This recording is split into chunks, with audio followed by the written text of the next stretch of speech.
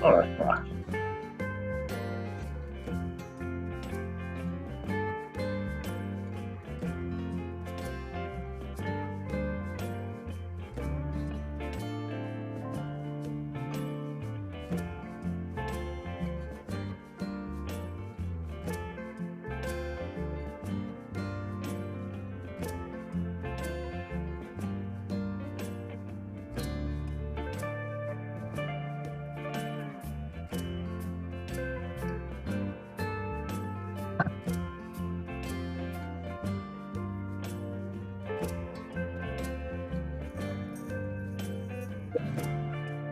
What a boy.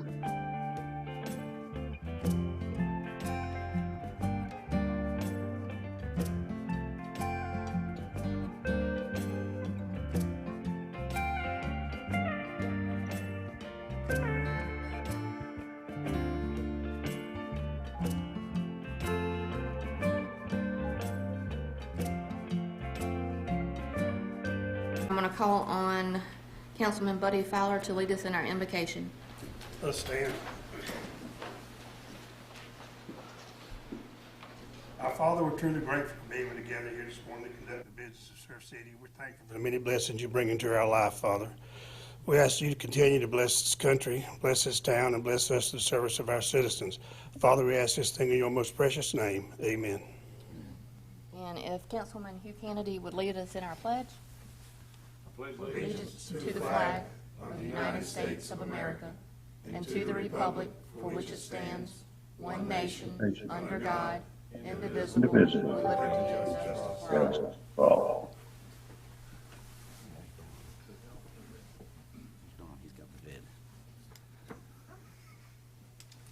Before we begin the meeting, Mr. Helms is participating by Zoom today, and I just need a motion made that he can attend by Zoom. I make the motion for him to attend by Zoom. I'll second it. All those in favor, please say aye. Aye. Those that oppose, same sign. Motion carried. Welcome, Don. Hey, I would much rather be there than where I am. So today is the council workshop plan item agendas. The number one on the agenda is annexation resolution to set a public hearing for PIN number 235-15-4094-000 Surf City Pet Hospital. And I'm going to call on Carla to present. And this is for the 1.21 acres off Tortuga that's adjacent to the existing pet hospital. Planning Board recommended rural agricultural zoning, which is the same as the existing pet hospital, and we'd like to set the public hearing for May 2nd. We just need consensus. Everyone good? Yep, for sure. Yep, very good. 100%. Item number 2, rules of procedure revision. Again, I'm going to call on Carla. And this is the the handbook that was adopted in 2021, and we had discussed making some changes to the order of the agenda and meetings, but also need to know if anybody wants any additional changes.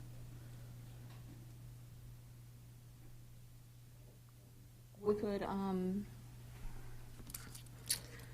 if everybody wants some time to look over this, we always could assign maybe 2 of us to look over the rules of procedure revision and get back to us.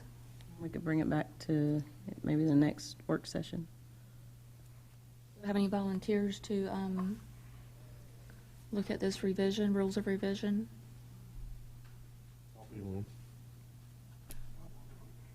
All right, Hugh and Mr. Buddy have said that they would move forward and review those rules of procedure and get back to us at the next workshop agenda. Next item, advisory committee division, and this was put on the agenda with John and Jeremy. Do you want one of y'all want to I'll take it. proceed? Yeah, Okay. I would like, after speaking with Councilman Koloski, I'd like to ask the council, direct the town manager and the clerk to investigate the possibility of creating a tourism and special events committee separate from the RAC committee.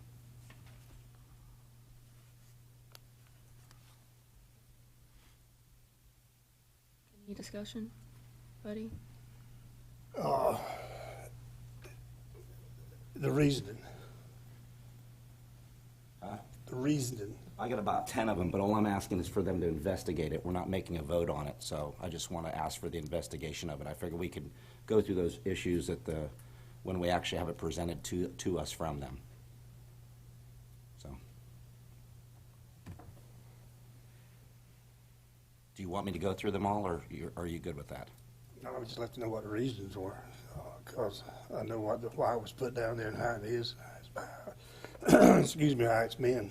Well, probably the first reason is that it's currently a subcommittee. Subcommittees are not created for long-term issues. They're created for short-term by committees by members of the committee. And the tourism subcommittee's been around for about a year. It has a couple members of the public that were added to it. So I'd like to see that change. That's why I would like to see our city manager and our clerk do some investigating, figure out how to put something together like that, and then bring it back to us to see if it warrants it. Well, the subcommittee, you're right, it existed for probably a little over a year. But the tourism department has always been under Parks and Rec. It doesn't fit under there.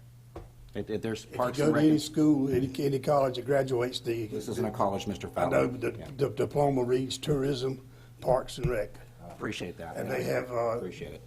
been trained in that area. I appreciate it, and I'm not asking for a vote. I'm asking for the council us to approve for them to investigate the process to see the possibilities of it. It's your opinion that it belongs there. It's my opinion that tourism and special events are separate from Parks and Rec. It's just my opinion. They're different, so I'd like them to investigate that to see if it's quantifiable. I may be completely wrong after they do the investigation of it, so that's all I'm asking for. So. One of the motivations, if I can say something, one of the motivations to think about this is because of the fast-growing portions of the island with tourism and special events. It almost warrants to look into having a specialized committee just to handle that and take a little bit of the heat and the weight off of Parks and Rec. Yeah, I think, Councilman Fowler, I think I get to work with Jody very minimal just on Surf City Live, but I think if anybody, you know how bogged down the director is in that department, and any kind of support that we can add to her through special events in tourism would be a great benefit, undoubtedly. And so that's some of the reasons. I mean, there's a lot more I can spend an hour, but I think it's unnecessary, actually. Okay. So as far as just investigating it, The possibilities, the yep. possibility of it, I know a lot of the special events that go around tourism involve the Welcome Center, which is part of Parks and Rec. So are you asking that tourism be totally separate from Parks and Rec, or there just be a tourism committee that falls under Parks and Rec? A tourism slash special events that is under that department. We're not taking it from that department. We're not creating a new department. She would still manage that, obviously, do everything she normally does. It would just be, yeah. It's just having a specialized committee that just handles that. Yeah. So Parks and Rec doesn't have to do the Parks and Rec portion and the park and the sporting events and all that stuff. This committee would just do a special, that's what their task would be, special events. And I mean, Parks and Rec tourism. could do Parks and Rec. Yeah, they can The summer still- camps could do the things that they need to do with that committee. Jody would have a separate one that would be able to aid and help her in the ever-growing special events that we have and tourism we have here.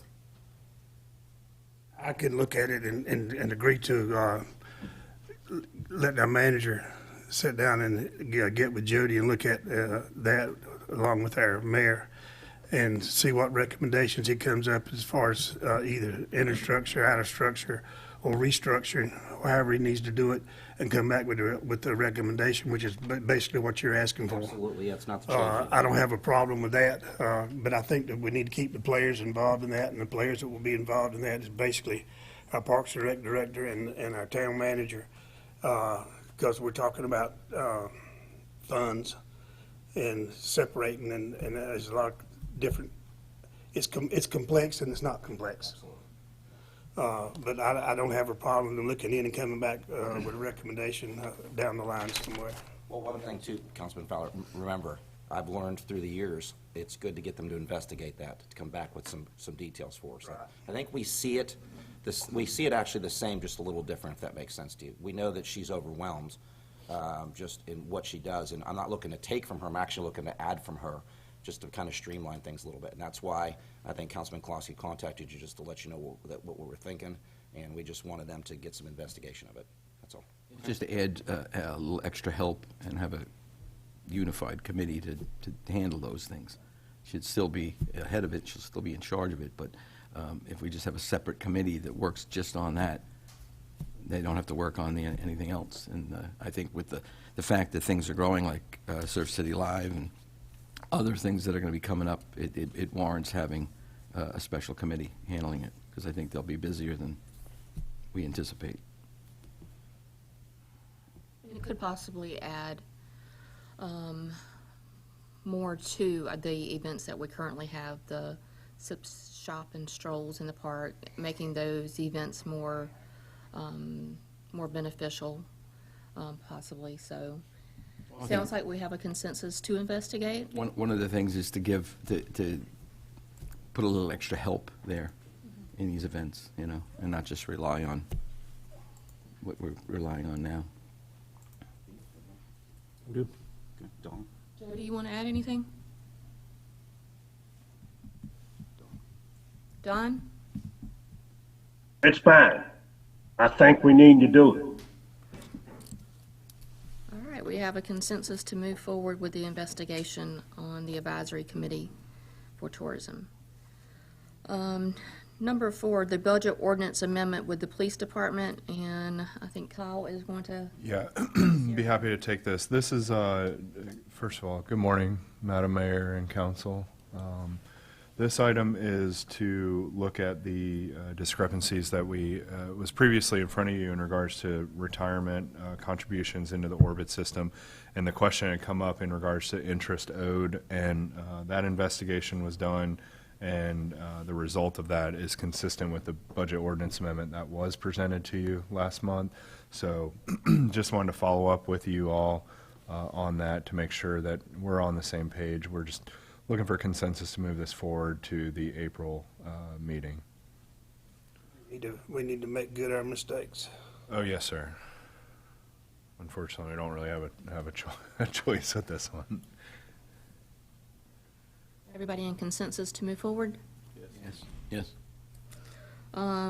Number 5, the police department pay grade update, and Kyle, you're going to handle that as well? Yes, ma'am.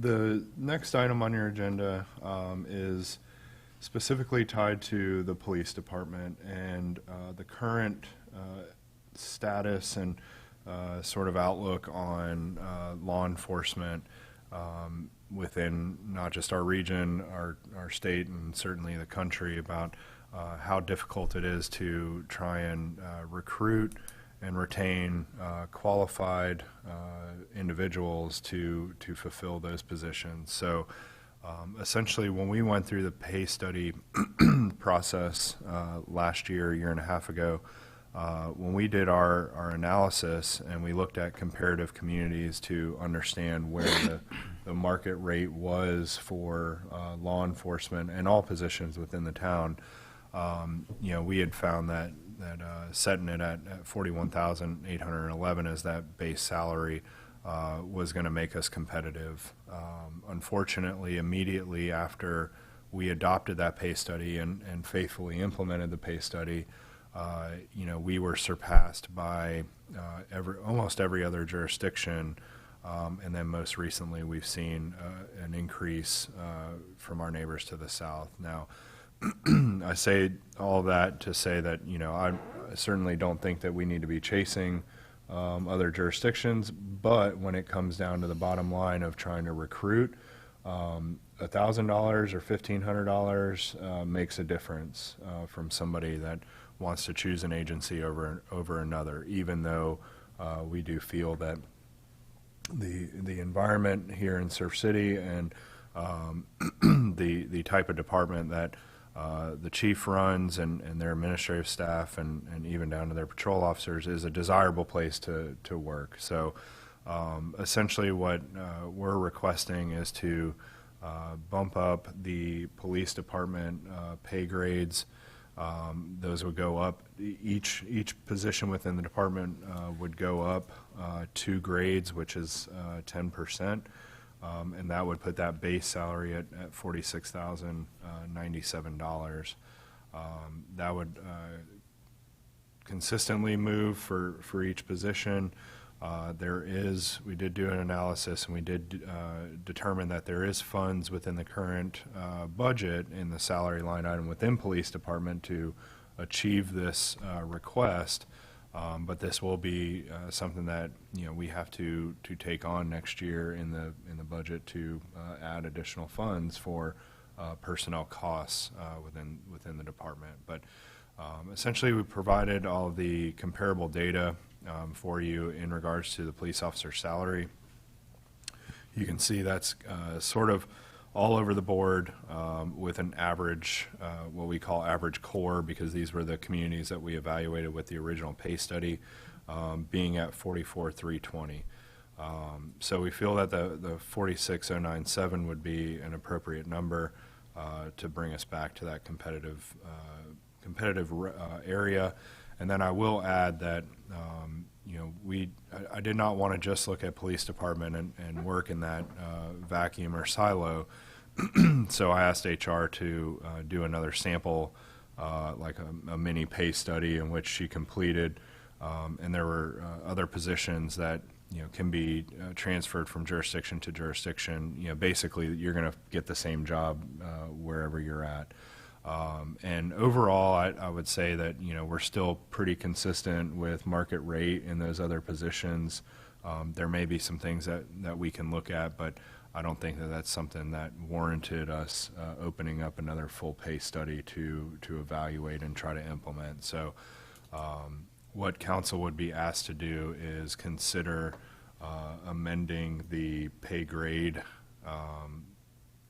chart for these police department positions and essentially seeking consensus on that to move it to the April meeting.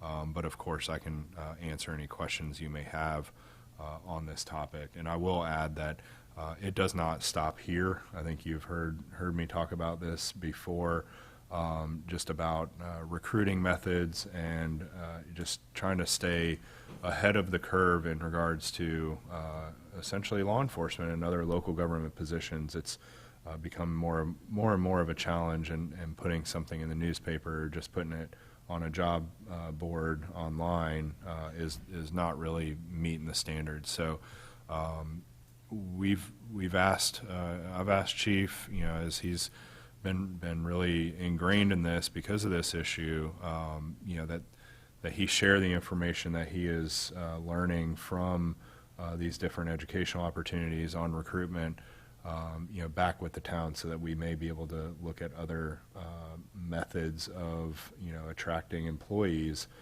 and also potentially trying to incentivize existing employees who can help serve as that voice for Surf City and provide assistance in recruitment. But nonetheless, I just wanted to kind of give you the background and description of this, and again, happy to answer any questions.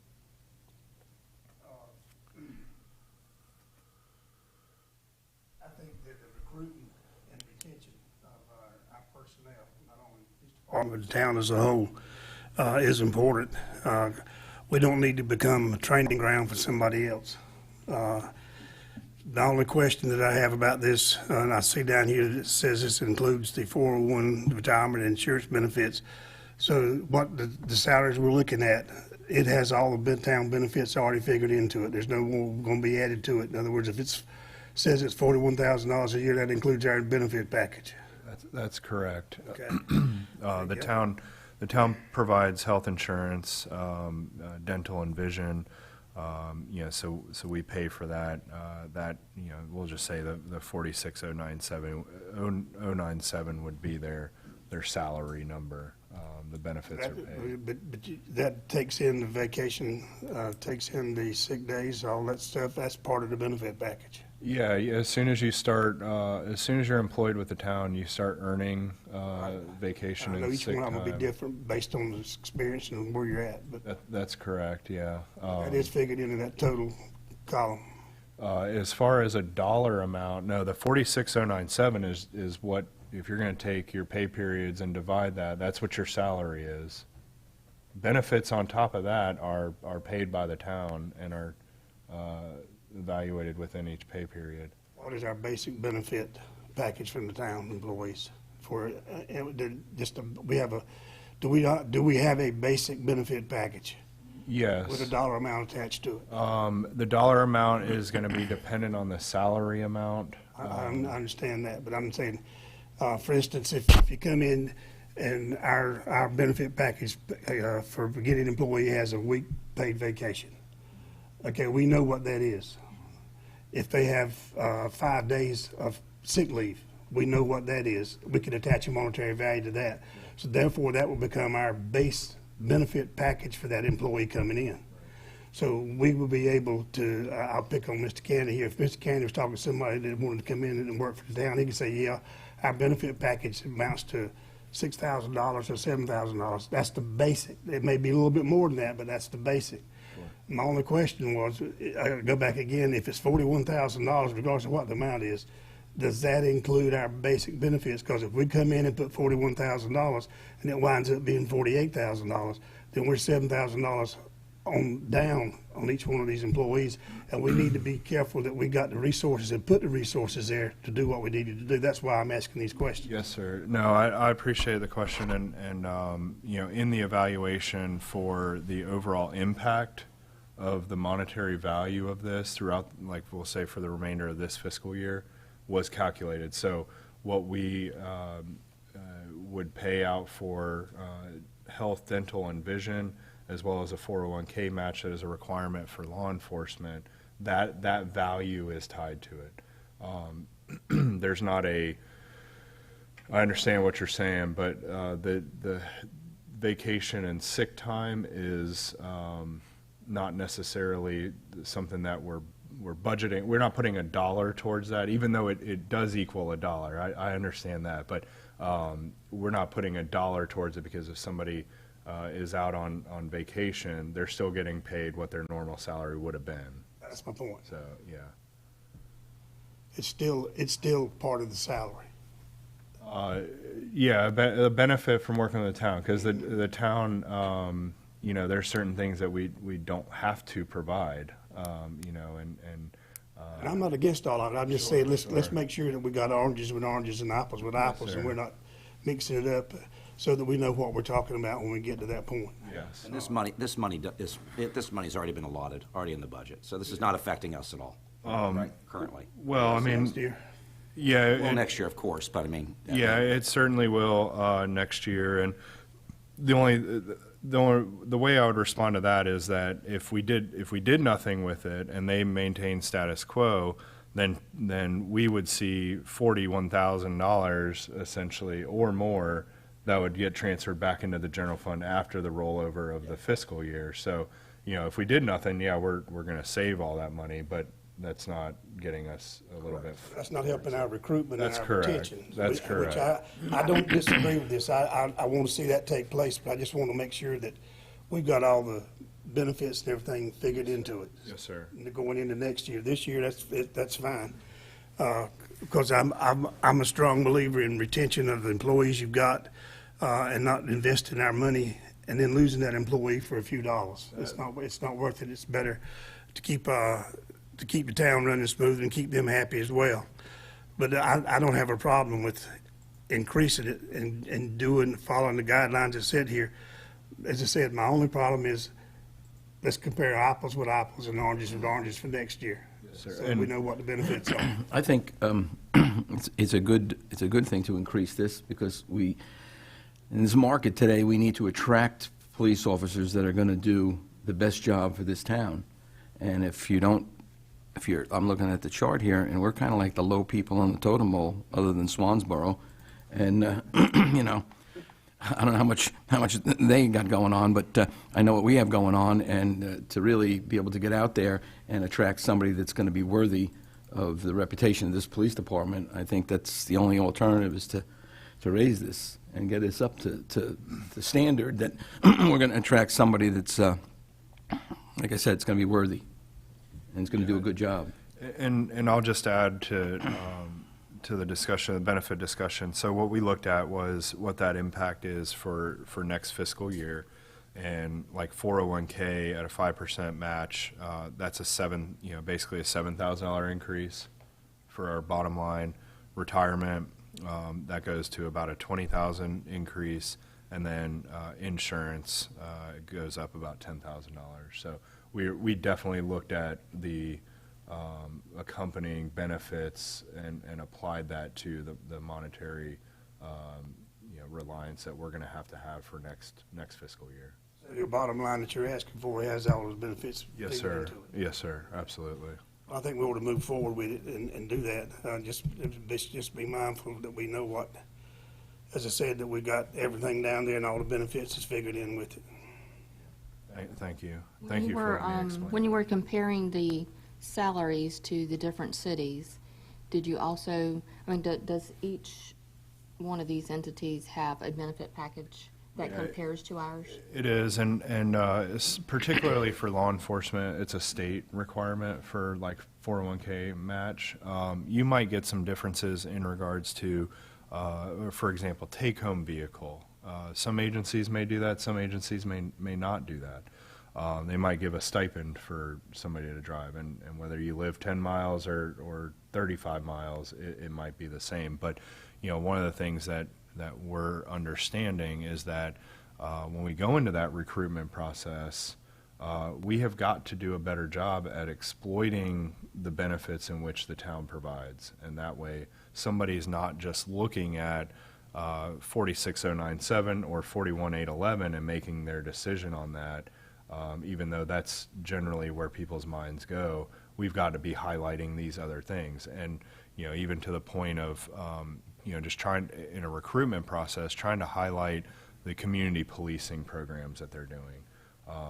Letting somebody know that they can be part of the community in which they're working in law enforcement, and not, not seen as, sort of the enemy of the public, I guess. I'm probably getting a little bit ahead of myself, but, those are the things that we want to work on, and we want to be able to replicate those amongst all the departments within the town to highlight, what a great place Surf City truly is to work. So. Do you have something to add? I'm good. I'm just taking it in. So far, I'm good. I'm good with what we got going. We got a consensus from everybody? Yeah, I'm good. Done? Okay, moving forward, item number 6, ordinance revision, chapter 16, structure moving. I'm gonna look back to Kyle. Thank you, Madam Mayor. This is a follow-up to a discussion we had at our last work session in regards to structure moving. And essentially, our ordinance, section 1625, talked about moving houses, but it has become clear and evident that there's more things that are being moved in regards to structures that are beyond just a house. So we were tasked to go back and take a look at some ordinances that would provide notification, would provide assurances back to the town for any wear and tear, et cetera, that we could bring back for y'all's consideration. So Mr. Paget certainly was instrumental in preparing this, and I've had a chance to look over it. But what we would like to do is include, beyond just houses, but modular homes, manufactured homes, swimming pools, and other large structures. And what we did was define a large structure to mean anything that requires, through delivery or setup, the potential to block or obstruct a travel lane. Because those were the main concerns that we were seeing. So this would still require a permit from the town of Surf City, and of course the coordination with Department of Transportation.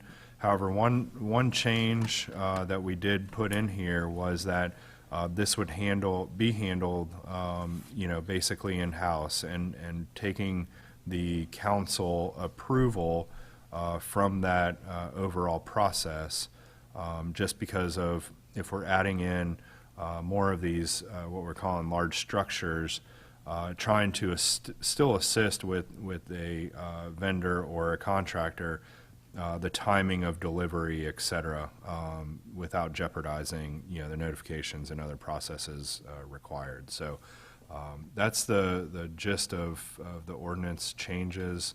We did talk about including a bond or deposit being required, depending on what that structure is and potential to damage the streets. Still including police and fire as they're instrumental in these processes, and that's generally the majority of the ordinance. I think I was the one that instigated to look into this, and I think they've done a marvelous job and incorporated into our current zoning codes and status and ordinances we've got. And I for one like it and like to see it move forward. I'm good with it. I think it's a huge safety. It is. I think on that incident where it happened on your street, that there was a lot of people that couldn't get out, possibility of it falling on someone's home. We're right over top of it. So Well, it's almost like it's not if, it's when something might happen that's unsafe. So I think we need to give that serious thought. And I'd like to thank Mr. Paget and Amy for working on this. They were right on top of it. all right, looks like we have a consensus, and we will move forward to item number 7, Parks, Recreation, and Tourism, interlocal agreement with Holly Ridge, and Jody Shepherd's going to present. Morning, Council and Mayor. So in your packet, you will have the interlocal agreement with Holly Ridge. I'm requesting that we accept the changes to the interlocal agreement that is between ourselves and Holly Ridge. So the changes that have been, or the updates that have been made, will be in Exhibit A, which gives a breakdown and an outline of everything that goes into the summer camp at the Holly Ridge location and what those expenditures are, as well as the duration of the event. It goes through August 31st, 2023. So this gets us through all of our summer camps that are at that location, our total of 8 weeks over there, as well as our spring and summer softball season.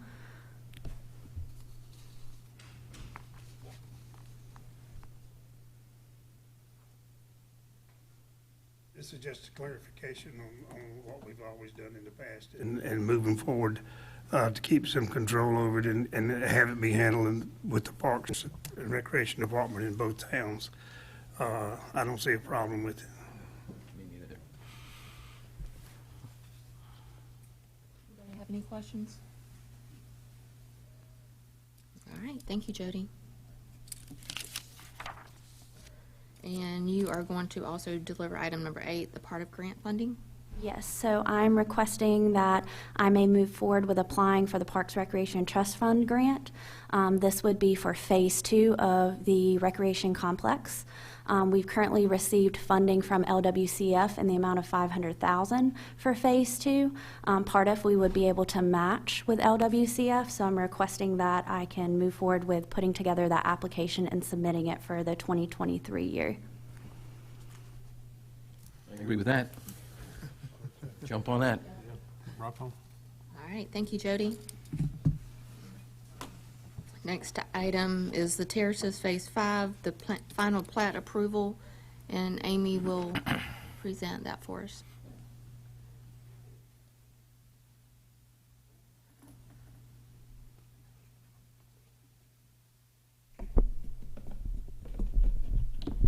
Good morning. So in January, I stood up here and we talked about the Terraces final plat Phase 4, which consisted of a group of lots and these 2 lots that we're looking at today. We pulled those 2 lots out because they hadn't met all of our requirements and asked that those lots not be recorded as a part of Phase 4. Since that time, they have completed the cul-de-sac work, which was the biggest portion of not moving those forward. So we are asking that we move those 2 lots forward. Just a couple of updates on some other things that are going on out there, Mr. Shugarts. The lighting should, depending on Duke's schedule, be coming in within the next 2 weeks. So there is street lighting per our ordinance that will be going in. Out there, I followed up with Mr. Poindexter this morning. He said within 2 weeks based on availability. The large hole that is formed at the entrance between Dogwood Lakes and this subdivision will be repaired as a part of the final lift. I've also talked to them, both the prime house contractor out there and Mr. Poindexter as well. There is some differences over who is responsible for which piece of property. So anything that the houses are being built on, the home builder is cleaning up. Any of that roadway shoulder where there's silt fence and some trash and things that are not adjacent to a buildable lot will be the responsibility of the developer to clean up. So I am reaching out to him regarding those. So that's just a little follow-up from January, but these are the 2 remaining lots in Phase 5. There are a few additional lots in that cul-de-sac that he has not requested yet, as well as when you first come into the terraces where the kiosk is for the mail kiosk. That road has not been built yet, and that has not been requested. Per my email this morning, he will not be coming forward with any more requests until everything is done. We'll see how that goes. But I am requesting to move this forward to consent agenda for these 2 lots at the next meeting. If you have any additional questions, I'd be happy to answer them. Answer them before I ask them. This is the same area that they had problems with the flooding too, right? Wasn't there a flooding issue? Standing water, yeah. Standing water? I think they're getting that resolved. A lot of that has to do with that final lift of asphalt and kind of getting it worked out during that phase. Okay, thanks. Well, in the road, was it already asphalt? Was it a sinkhole, or was it? It's kind of in the radius. So some of it is where people are kind of running off. But when they did some of the electrical, it was either electrical or gas, one of the subcontractors came through and created this area where they came through the asphalt. So they're going to have to fix it. So they'll cut down when they come in with the paving crew, bring up the asphalt that needs to be there, and then resurface or put on the final lift. Is it correct, and correct me if I am wrong, but I was under the impression that when the subdivision gets built out, Mr. Poindexter plans to keep these roads private? These roads are to be private. To be private. I would recommend that we do not take them over. There is a bottomless culvert. There is a significant email train between Mr. Merritt, who was previously over streets, and Mr. Poindexter discussing this and the town's unwillingness to accept this particular improvement. He is 100% on board keeping them private. Their HOA knows that they'll be private. It is documented in emails that the town is not amenable to taking these roads over. You don't want those, Teresa. They're a problem. Just clarifying. Is everybody in consensus? Dawn said it best. All right, thank you, Amy. Thank you.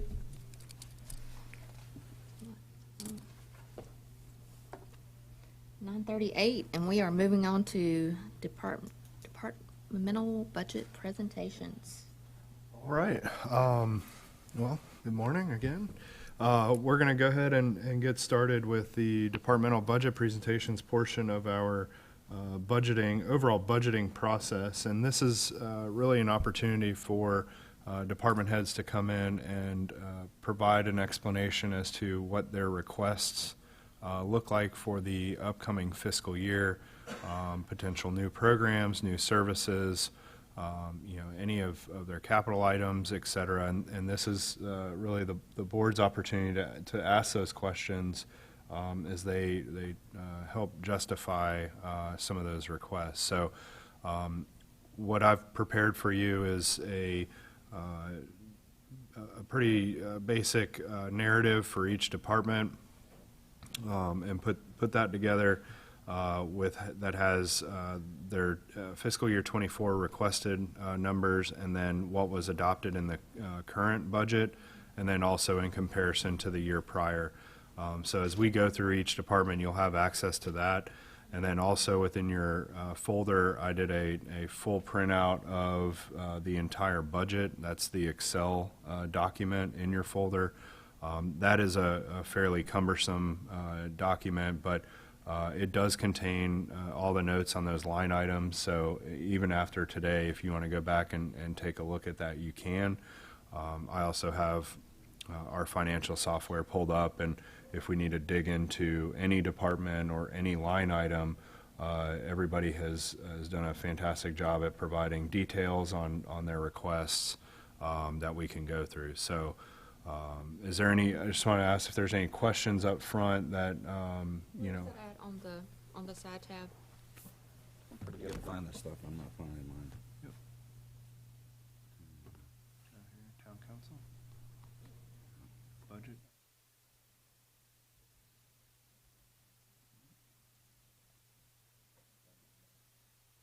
So what I did is I put the present. I think I'm on the right thing, I'm not sure. Cool, thanks. It is organized by order of presentation, so you should be able to follow along as we go through each of the departments. So just let me know when you're ready to get started, Mayor, and I'll take it from there. If you don't mind.